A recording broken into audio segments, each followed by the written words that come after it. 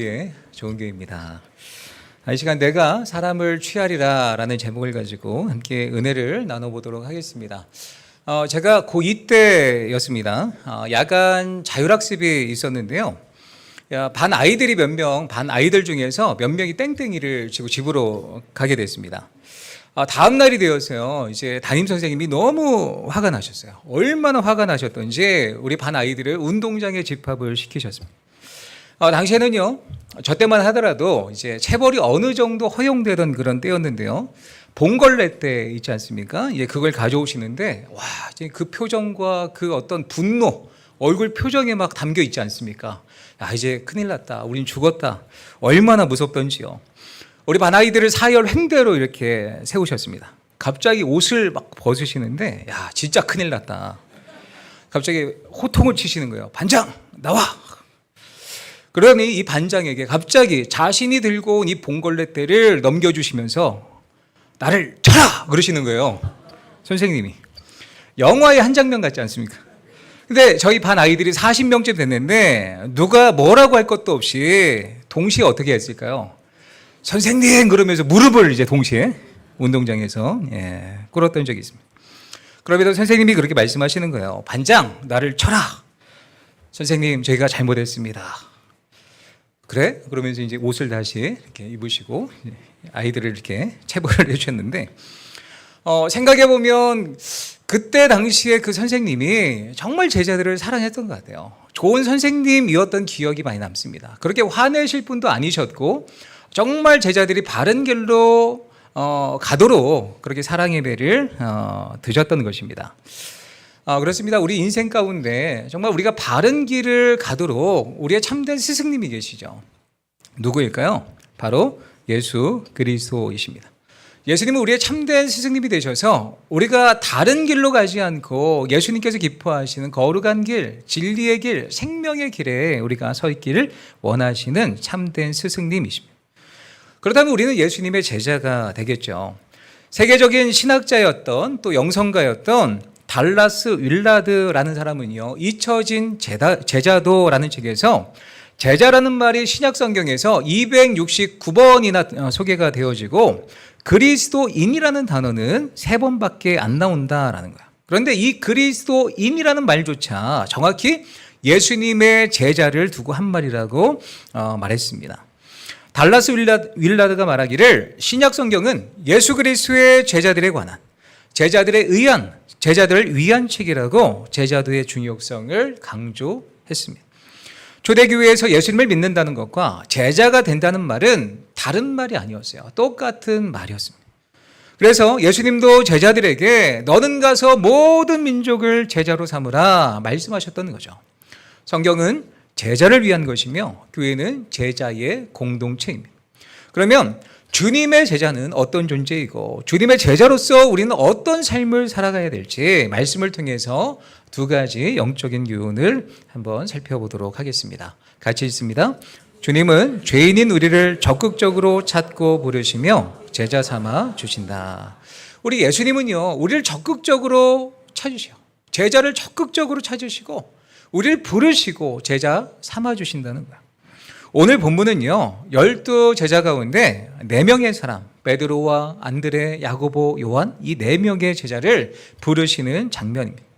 오늘 본문의 평행 본문이 마가복음 1장에 소개되어져 있는데요. 예수님은 제자들이 있는 곳으로 찾아가 그들을 부르시고 계십니다. 말씀을 같이 읽습니다. 갈릴리 해변으로 지나가시다가 시몬과 그 형제 안드레가 바다에 금을 던지는 것을 보시니 그들은 어부라. 조금 더 가시다가 세베대의 아들 야고보와 그 형제 요한을 보시니 그들도 배에 있어 그물을 깁는데 곧 부르시니. 예수님이 어업을 하고 있는 그 현장으로 찾아가셔서 이 4명의 제자를 부르셨다라는 거예요. 근데 여러분, 이 장면은 굉장히 이상한 장면입니다. 왜냐하면 당시에 스승으로 불려졌던 랍비들이요, 너무나 많았는데 일반적으로 제자들이 유명한 스승들을 찾아가서 저를 제자 삼아주세요 라고 요청을 하는 시대였습니다. 스승이 제자 삼기 위해서 제자를 찾아가는 것은 유대 사회에서 볼 수 없는 장면이었던 거죠.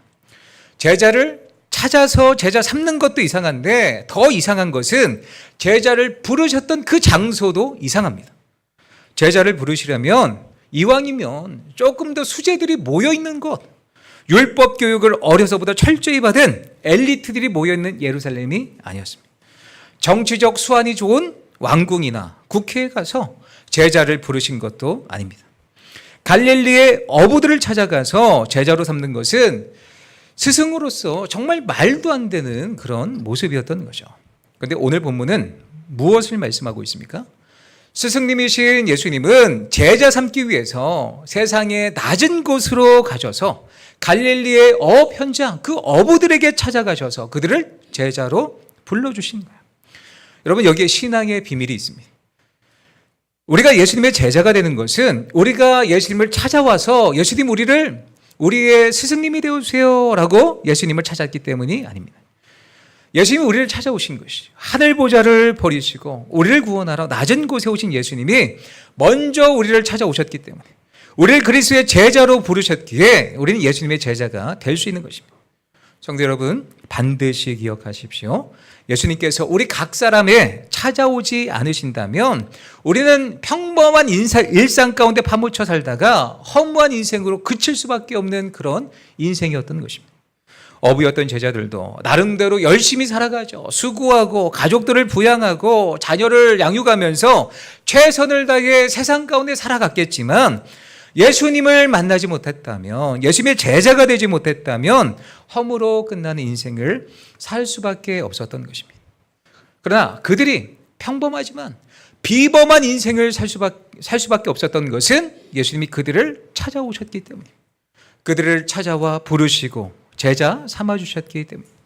그래서 참된 스승님이신 예수님 안에서 참된 가르침을 받고 인생의 참된 가치를 발견할 수 있었던 것입니다. 그렇습니다. 지금도 우리 예수님은요, 우리의 인생 가운데 파고 들어오셔서 우리를 제자로 부르시는 줄 믿으시기 바랍니다. 그래서 우리가 인생의 허무로 끝나는 것이 아니라 예수님을 발견하고 예수님의 제자가 되어서 참된 인생의 가치를 찾게 되는 줄 믿으시기 바랍니다. 조금 더 구체적으로 오늘 본문을 살펴보도록 하겠습니다. 오늘 누가복음 5장에 보면 예수님께서 게네사렛 해변가에 가셨습니다. 많은 군중이 몰려왔던 거예요. 예수님께서 호수에 배 두 척이 있는 것을 보시고 그중 한 척을 빌려 그 위에 올라가시는데 그 배의 주인은 베드로였습니다. 이때 베드로는요, 예수님께 배를 빌려드리고 그 옆에서 그물을 씻고 있었어요. 정리를 하고 있었던 거죠. 예수님이 군중을 향해 하늘의 가르침을 선포하는 것을 듣게 됩니다. 그리고 그 설교가 끝나게 되었을 때에 예수님은 느닷없이 베드로에게, 그물을 씻고 있는 베드로에게 이렇게 말씀하시는 거예요. 같이 읽습니다. 말씀을 마치시고 시몬에게 이르시되 깊은 데로 가서 그물을 내려 고기를 잡으라. 말씀을 마치신 후에 시몬 베드로에게 그물을 깊은 데로 가서 그물을 내려 고기를 잡아라 명령하시죠. 이 말씀은요, 시몬 베드로 입장에서 굉장히 난감한 말씀이었습니다. 시몬 베드로는 히브리식 이름이에요. 시몬은 전날 밤새도록 고기를 잡았는데 허탕을 친 거예요. 베드로 입장에서 어떤 생각이 들었을까요? 빨리 그물을 씻어서 집으로 돌아가자. 칼퇴근하고 싶다. 그런 생각을 했을 것입니다. 그런데 예수님께서 느닷없이 깊은 데로 가서 그물을 내려 고기를 잡으라 말씀하시는 거예요.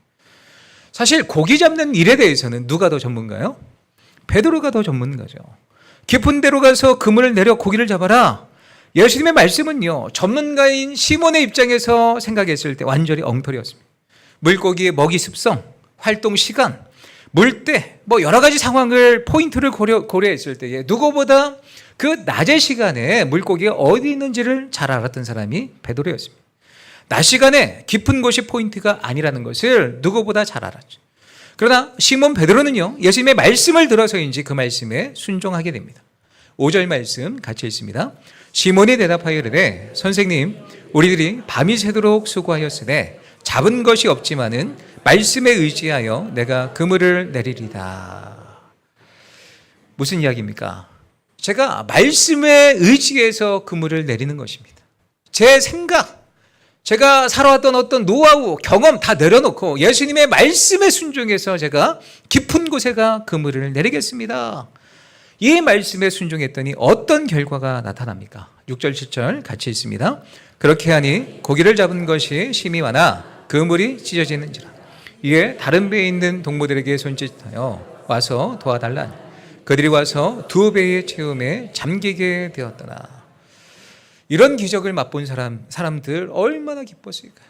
정말 고기를 잡을 수 있는 환경과 시간과 포인트가 아니었습니다. 그러나 예수님의 말씀에 순종해서 정말 깊은 곳으로 가서 그물을 내렸더니 엄청난 고기를 잡았다. 한마디로 대박을 경험합니다. 동업자였던 동무들이 정말 기뻤을 거예요. 그런데 베드로는요, 기뻐하기는커녕 다른 반응을 보여주고 있습니다. 8절 말씀 같이 있습니다. 시몬 베드로가 이를 보고 예수의 무릎 아래에 엎드려 이르되 주여 나를 떠나소서 나는 죄인이로소이다. 주여 나를 떠나소서 나는 죄인이로소이다 고백을 하고 있습니다. 베드로가 왜 이런 반응을 했던 것일까요? 물고기를 많이 잡아서 기쁘지 않았을까요? 근데 고기를 많이 잡아서 대박 났다고 베드로는 기뻐하지 않았습니다. 만선의 기쁨보다 예수님 앞에 두려워 떨고 있었던 거예요. 그리고 그는 예수님 앞에 뭐라고 호칭하고 있습니까? 먼저는 선생님, 주의 말씀에 의지해서 5절 말씀에 그렇게 호칭을 하고 있는데 8절 말씀에서는 선생님이 뭐로 바뀝니까? 주여라고 바뀌게 됩니다. 주여 나를 떠나소서 나는 죄인입니다. 죄인이라고 고백하면서 예수님께 대한 호칭이 바뀌게 된 거예요. 구약에서 종들이 자기 주인을 향해 쓸 때 주라는 이런 표현을 쓰는데 바로 이 사건을 통해서 베드로는 예수님이 어떤 분이라는 것을 경험한 거예요. 예수님은 위대한 스승, 랍비 그 이상을 넘어서 하나님이시다. 이분은 하나님이시구나. 이 거룩한 분이 내 앞에 계시다니 나 같은 죄인이 감히 배울 수 없는 이 예수님을 내가 만났구나라고 하면서 시몬 베드로는 두려워 떨지 않을 수 없었던 것입니다. 성경에서 하나님의 위엄 앞에 하나님의 임재 앞에 섰을 때의 사람들의 반응은 두려워 떨 수밖에 없었던 거예요. 이사야서 6장 5절 말씀 가져 있습니다. 그때에 내가 말하되 화로다 나여 망하게 되었다. 나는 입술이 부정한 사람이요 나는 입술이 부정한 백성 중에 거주하면서 만군의 여호와이신 왕을 배웠음이로다. 이사야는 성전에서 거룩하신 하나님을 뵙고 이렇게 탄식하는 거예요. 화로다 나여 망하게 되었도다. 나는 입술이 부정한 사람이다. 우리가 하나님을 뵙고 그분의 거룩하심과 위대하심과 전능하심과 공의로우심을 우리가 깨닫게 되면 우리가 얼마나 연약한 죄인인지를 깨닫게 된다는 거죠. 그래서 그 환하신 빛 가운데 오신 그 주님 앞에 두려워 떠는 마음으로 엎드릴 수밖에 없다는 것입니다. 죄인이었던 연약하였던 베드로의 삶 가운데 누가 파고 들어오신 거예요? 예수님이죠. 그러면서 베드로에게 이렇게 말씀하십니다. 같이 있습니다. 예수께서 시몬에게 이르시되 무서워하지 말라. 이제 후로는 내가 사람을 취하리라. 무서워하지 말라. 무서워하지 마 베드로야. 이제 후로는 내가 사람을 취할 거야. 이 말씀은요, 베드로를 죄인이었던 베드로를 그대로 받아주시고 용서해 주시고 그가 죄인에서 변하여서 하나님의 은혜를 입은 자, 제자가 되어 새로운 인생을 살아갈 수 있도록 초청하는 말씀인 것입니다. 주님의 이 부르심은요, 베드로의 인생을 완전히 바꿔놓았습니다. 평생 갈릴리 바다에서 어부로 살아갔을 베드로가 영광스러운 사도가 되었던 거예요. 주님의 말씀에 순종해서 갈릴리 바다에서 엄청난 고기를 잡았던 베드로가 예루살렘에서 설교할 때에 3,000명, 5,000명이 회개하고 주님 앞에 돌아오게 됩니다. 베드로는 또 수많은 병자를 고쳤을 뿐 아니라 죽었던 다비다를 살리기까지 하는 그런 기적을 행했던 위대한 사도로 바뀌게 되었습니다. 전승에 의하면 복음을 증거하다가 로마에서 십자가에서 거꾸로 달려 죽게 된 영광스러운 죽음을 맛본 위대한 사도가 되었습니다. 어떻게 가능했던 것일까요?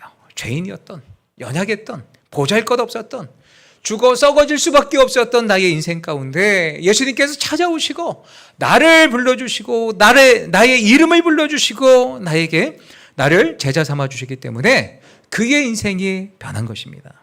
그렇습니다. 예수님은 썩을 수밖에 없는, 죽을 수밖에 없는 연약한 우리의 모든 인생 가운데 찾아오셔서 우리의 이름을 부르시고 우리를 제자 삼아주시는 줄 믿으시기 바랍니다. 그러면 우리는 새로운 인생을 살아갈 수 있게 되는 거죠. 마태복음 9장 말씀에 보면 예수님은요, 세리 마태를 제자로 부르시는 장면이 소개되어져 있습니다. 당시 세리는요, 유대인들이 가장 증오하는 사회적 죄인들이었습니다. 그들은 로마의 정권에 붙어서 유다 백성들에게 허다한 세금을 착취하는 자신들의 배를 불리던 자들이었습니다. 그래서 사람들은 세리를 가리켜서 뭐라고 표현했냐면 로마의 개라고 표현했습니다. 사람들은 이런 세리들과 함께 음식을 먹지도 않았습니다. 왜요? 죄가 오염된다는 거예요. 이들과 함께 음식을 먹으면 죄가 나에게 오염될 수 있다. 철저히 사회적으로 배제된 자들이 바로 세리들이었죠. 그런데 예수님이 마태를 부르신 때는 그가 세관에 앉아 있을 때였습니다. 주님은 마태가 회개를 하고 너 회개하고 오면 내가 제자로 삼아줄게. 회개를 하고 마태를 불러주신 게 아닙니다. 세리라는 자리에서 사표를 내던진 후에 그를 부르신 것이 아닙니다. 그가 세관에 여전히 앉아 있을 때, 죄의 자리에 여전히 앉아 있을 때 그를 찾아오셨습니다. 마태가 죄인의 자리에서 회개하고 돌아섰을 때가 아니라 죄악의 자리에 앉아 있을 때 예수님이 찾아오신 거죠. 이처럼 우리 예수님은요, 우리가 죄악된 자리에 여전히 앉아 있을 때에 우리를 찾아오신다는 거예요. 인생의 참된 의미를 모르고 세상에서 방황하고 있을 때에 우리를 찾아오시는 주님이십니다. 그런 마태의 집에서 예수님은 세리들과 죄인들과 식사를 함께하고 있을 때에 바리새인들의 예수님의 제자들에게 뭐라고 이야기를 하냐면 어찌 너희 스승이신 예수님은 어찌 이 세리들과 죄인들과 함께 식사를 하느냐 따지게 되죠. 이때 예수님께서 뭐라고 말씀하십니까? 같이 있습니다. 나는 의인을 부르러 온 것이 아니요 죄인을 부르러 왔노라. 예수님은 죄인을 부르러 이 땅에 오신 분입니다. 우리가 하나님의 백성이 된 것은 결코 우리의 노력이나 신분이나 어떤 세상의 공로로 예수님의 제자가 된 것이 아니라는 거예요.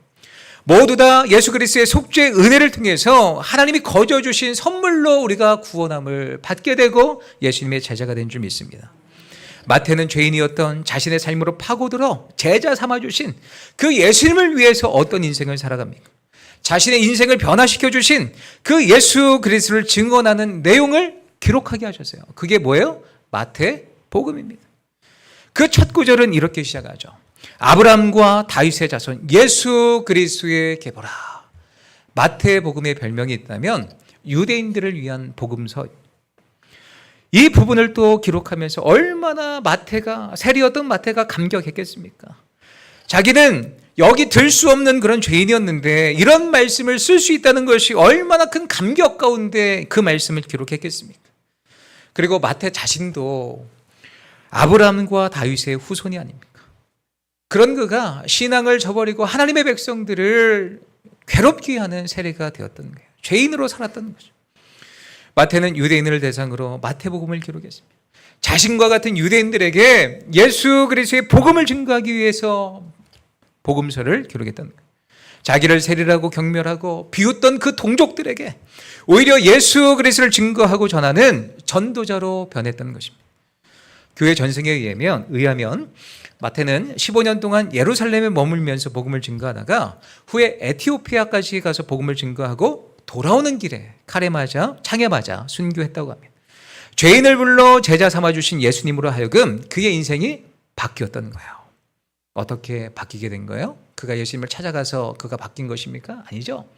여전히 죄의 자리 가운데, 세리 가운데, 세관 가운데 앉아있는 그에게 예수님이 직접 찾아오셔서 부르시고 나를 따르라. 그를 제자 삼아 주셨기 때문에 그의 인생이 바뀌게 된 것입니다. 그렇습니다. 죄와 어둠 속에서 방황하는 제자들의 삶 속으로 파고 들어오신 예수님으로 인하여서 베드로가 변했고 마태가 변했고 우리의 인생이 변하게 된 줄 믿습니다. 그러므로 하나님께서 기뻐하시는 새로운 삶, 변화된 삶, 제자로서의 삶, 이런 복된 삶을 우리의 인생 가운데 나는 예수님의 제자로서 변화된 인생을 살아가는 자야. 더 이상 죄의 자리 가운데 앉아있지 않을 거야 라는 결단으로 주님 앞에 살아가시는 모든 성도님들 되시기를 예수님의 이름으로 축원합니다. 또 오늘 본문을 통해서 우리가 살펴볼 수 있는 두 번째 교훈입니다. 같이 있습니다. 예수님은 제자를 부르시고 사명자로 보내신다. 소명, 부르심, 그리고 사명, 보내심입니다. 여러분, 소명이 무엇입니까? 소명은 사람이 하나님의 일을 하도록 하나님께 특별히 불러주신 게 소명이에요. 그러면 사명은 무엇입니까? 하나님께 받은 명령이에요. 그 명령을 받고 세상 가운데 보냄을 받는 거예요. 소명은 하나님의 일을 하도록 불러주신 거고, 사명은 하나님의 어떤 명령과 또 하나님의 계획과 뜻을 위해서 그를 명령을 주고 보낸 것이 사명입니다. 제자는 하나님의 일을 하도록 예수 그리스도의 음성을 들어야 합니다. 우리가 무엇을 해야 되는지 또 사명을 받아서 보냄받은 자가 제자입니다. 오늘 10절 말씀 같이 읽습니다. 두려워하지 말라. 이제후로는 내가 사람을 취하리라. 무서워하지 말라. 이제후로는 내가 사람을 취하리라 말씀하셨습니다. 오늘 말씀의 평행 본문인 마가복음 1장 말씀에 보면 내가 너희로 사람을 낚는 어부가 되게 하리라 말씀하셨습니다. 왜 부르신 거예요? 사명을 주시기 위해 불렀죠. 사람을 낚는 어부로 복음을 증거하는 자로 너희를 내가 불러서 너희를 세상 가운데 보낸다. 사람 낚는 어부로 세상 가운데 보내신다는 거죠. 하나님께서 일상생활 중에 있는 사람을 부르실 때에 특별한 목적 가운데 부르셨습니다. 특별한 미션을 주시기 위해서 불러주신 거예요. 하나님께서 호렙산 떨기나무 가운데 모세를 불러주셨죠. 그의 나이 80세였습니다. 그는 살인을 저지르고 두려워서 미디안으로 도망가 숨은 뒤에 양들을 돌보는 목자로 40년 동안 지내고 있던 때였습니다. 이때 하나님은 호렙산에서 불타는 떨기나무 가운데 모세를 부르시죠. 모세야, 모세야. 그의 이름을 부르신 뒤에 그에게 주신 사명이 무엇입니까? 애굽에서 고통당하는 이스라엘 백성들을 이끌어서 적과 꿀이 흐르는 약속의 땅, 너희 조상 아브라함과 이삭과 야곱에게 준 그 땅으로 인도하도록 하여라. 사명을 주신 거예요. 이것이 모세를 부르신 목적, 모세의 사명이었습니다. 오늘 예수님은 제자들을 부르셔서 그들에게 사명을 주십니다. 사람을 낚는 어부가 되게 하라. 무슨 이야기입니까? 복음을 증거하라. 복음을 증거하는 사명자가 되어라. 주님께서 제자들을 불러주신 거예요. 예수님은 우리 모두에게도 동일한 사명을 주셨습니다. 같이 읽습니다. 그러므로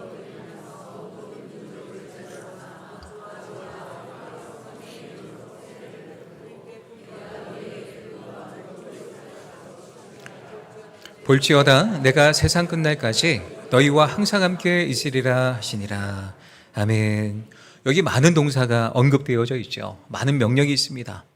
그러나 가장 중요한 동사가 무엇일까요? 제자 삼으라는 거예요. 제자 삼으라.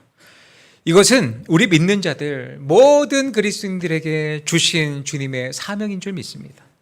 그 옛날 베드로와 야고보와 요한과 안드레를 부르셨던 주님은 지금도 동일하게 우리 가운데 이 사명을 주시는 줄 믿습니다. 가서 제자 삼으라는 거예요. 사람 낚는 어부가 되라는 것입니다. 여러분, 짐 엘리엇 선교사님 그리고 5명의 또 다른 4명의 선교사님들에 대한 실화를 아실 것입니다.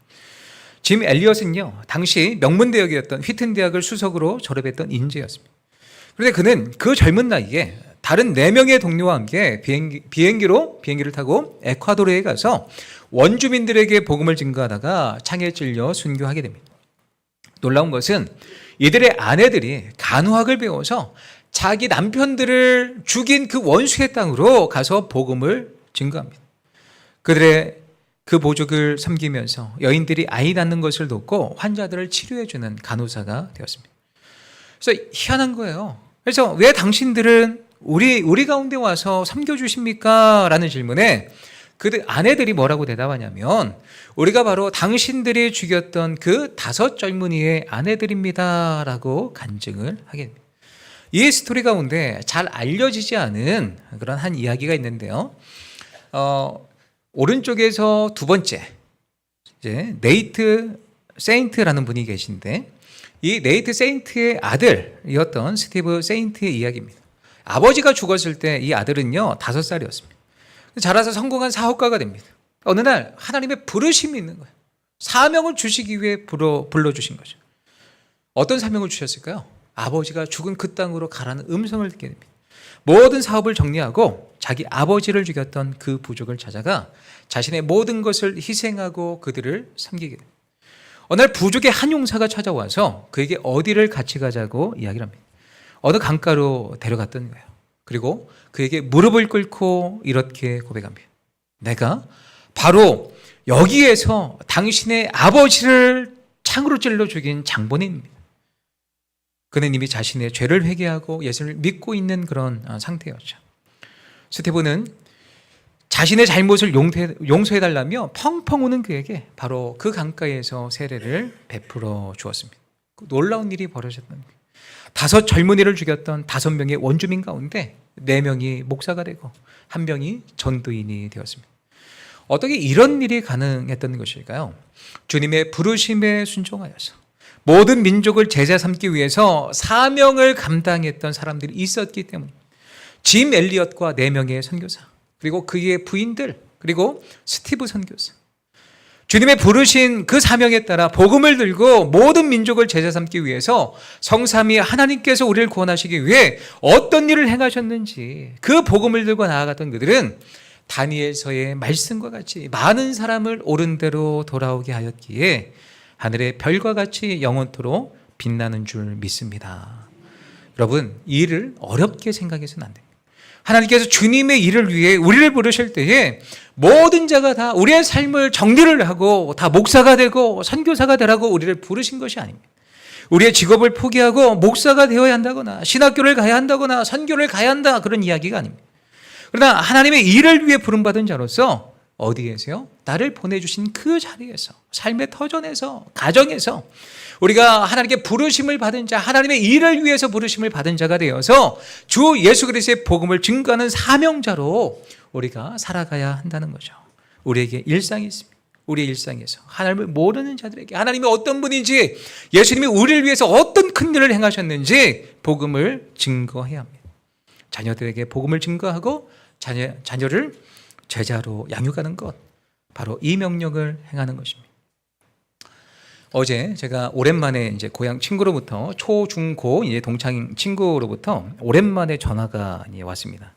정말 오랜만에 이제 목소리를 듣다 보니까 서로 이제 정말 맞는가, 목소리가 많이 변했어요. 저도 변했다고 하더라고요. 이게 잘 알아듣지 못했는데, 이제 이 친구가 어려서 정말 신앙생활을 열심히 했던 한 친구였습니다.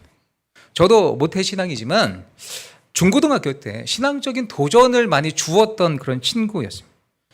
근데 지금 이 친구가 신앙에서 떨어져 있습니다. 멀어져 있습니다. 오랜 시간 동안 하나님을 예배하는 것을 이제 잘 하지 못하고 있는데, 이 친구가 하는 이야기가 요즘 누군가가 자신에게 열심히 전도를 한다는 거예요. 그래서 제가 그랬습니다. 하나님께서 지금 너를 부르시는 그때인가 보다. 근처에 남양주에 산다는 거예요. 그래, 근처에 좋은 교회들 많으니까 찾아가서 예배를 드려라, 이야기를 했습니다. 자신도 안다는 거예요. 하나님께 돌아가야 되고 하나님께 부르시는 때인 건 알겠는데 그게 쉽지가 않다는 거죠.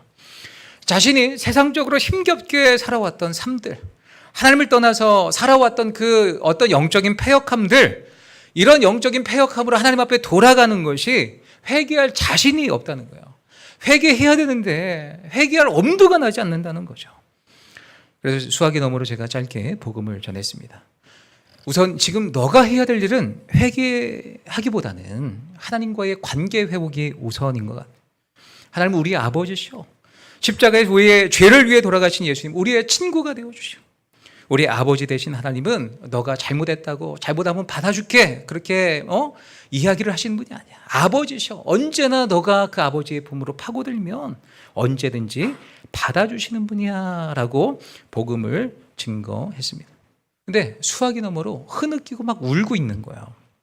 전화를 끊고 이런 생각을 해보았습니다.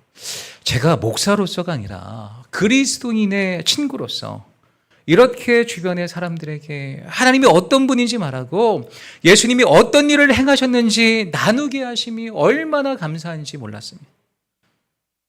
이런 고백이 나왔어요. 하나님, 저를 불러주셔서 감사합니다. 이렇게 하나님이 어떤 분인지 다른 누군가에게 알게 하심에 너무나 감사합니다. 사랑하는 성도 여러분, 비단 저만의, 목회자인 저만의 일입니까? 아니죠. 그리스도인 제자들의 일상이 되어야 합니다. 우리 주변에 만나게 해주신 모든 분들에게 우리를 불러주신 그 소명과 우리에게 맡겨주신 사명에 합하여서 복음을 증거하는, 하나님이 어떤 분인지 우리가 경험한 것을 나누는 것, 예수님이 우리의 삶 가운데 어떤 일을 행하셨는지 전하는 삶을 살아야 합니다.